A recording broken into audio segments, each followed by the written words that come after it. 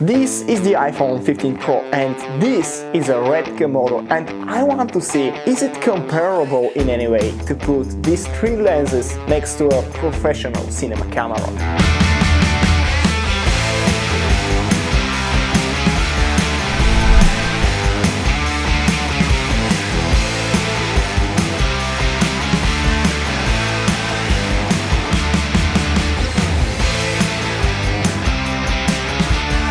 Alright, so I made a video comparing the Lumix GH5, the camera that I'm recording on right now, and the iPhone 15 Pro.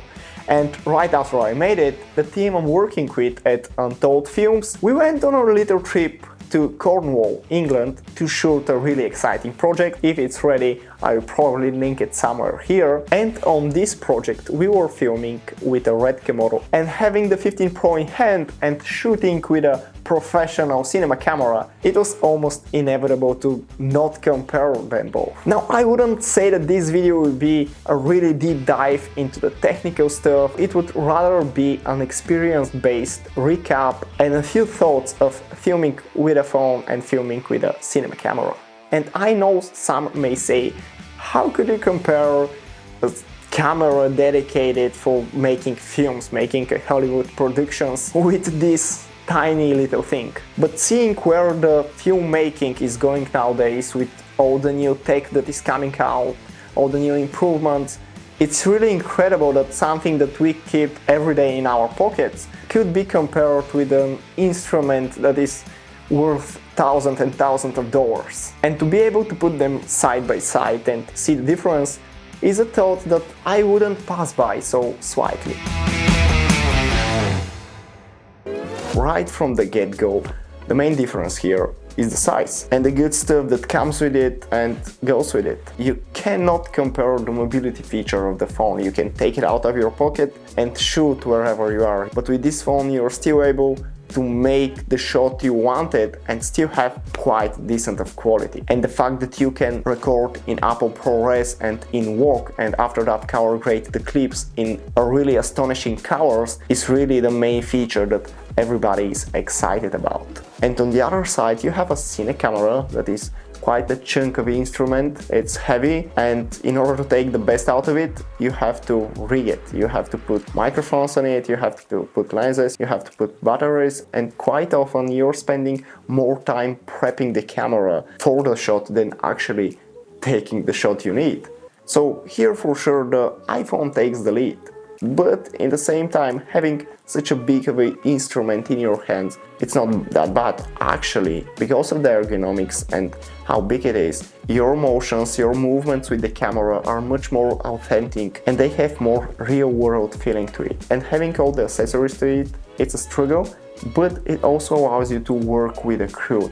And from personal experience in my filmmaking journey, being able to work with a crew, it's a really interesting experience. You have a group of creative people, the director has a certain vision for this film, for these shots, and everybody is in the pursuit of making this vision come to life. Let me get back on the ergonomics of the big camera and why it's good. You know, putting this camera and this phone next to each other, you cannot compare the stabilization. I mean, it is so much better on the iPhone. You're walking, you're holding the phone with one hand, and it looks like you're on a gimbal, which at first thought for a lot of shots, that's what you want. And with the Komodo, in order to keep stable the camera, because it is so heavy, you need easy rig or something to hold it for you. And I'm that kind of guy. I like the handheld shots with a camera, but believe me, with this camera, keeping it for longer than 30 seconds to a minute, it's impossible. But as I said, there is a certain real-world feel to the movements, and that gives the more cinematic look that we all filmmakers go for and want. One of the morning, most of the mornings, but especially one of the mornings, we had a really early shoot. So we basically started shooting in the dark. At the first glance, the noise on the red Komodo was really quite a bit. I wouldn't say that the iPhone didn't have any noise whatsoever, But I didn't expect that from the Red Komodo, as it has a bigger sensor than this phone. Now, when it comes to color grading, which is kind of the most interesting part of it all, you're recording at 16-bit colors, which gives you the full control over the colors. And with the Apple ProRes walk format on the iPhone, you still are able to get really amazing colors and to manipulate the footage however you want, but there is still a kind of sharpness. It just feels more plastic in some way. And you can always reduce the sharpness in post-production, I guess, but it's hard to compare to a camera where you can change the lens and have more soft look, but at the same time a sharp image.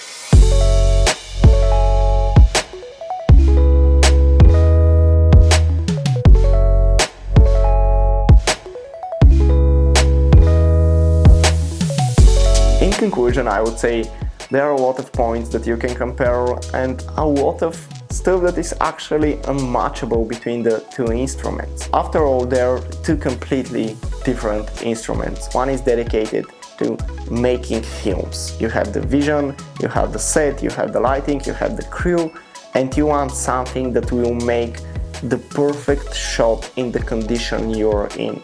On the other side, you have a phone, an instrument that has amazing camera that comes with great capabilities, but still it is dedicated for shooting on the go, for seeing something and capturing it. To be versatile, to be fast and efficient, to be quick, being able to capture whatever you want, wherever you are, in every condition possible. Making a movie is like a specific creative task. A doctor wouldn't use any knife whatsoever, a knife that you can cut your bread with. He will probably use a knife dedicated to that specific task. So it all comes to what you want to do. You want to create films executing a specific task with a specific dedicated instrument, or you want an instrument that is versatile and good for the one and also really good for the other. The camera cone. You know, if you're using the iPhone, you don't have to deal with all this. So that was for me. I hope that you enjoyed the video. It helped you if you were on the verge of buying an iPhone or a cinema camera and making that hard decision. Probably nobody is making that decision, but it's always fun to compare gear and see where the future of the filmmaking will take us. Thank you for watching. I would be interested to see your opinion on this topic in the comments down below and maybe have a discussion about it. I would really appreciate if you give this video a thumbs up, subscribe to the channel, and see you in the next video. Peace out!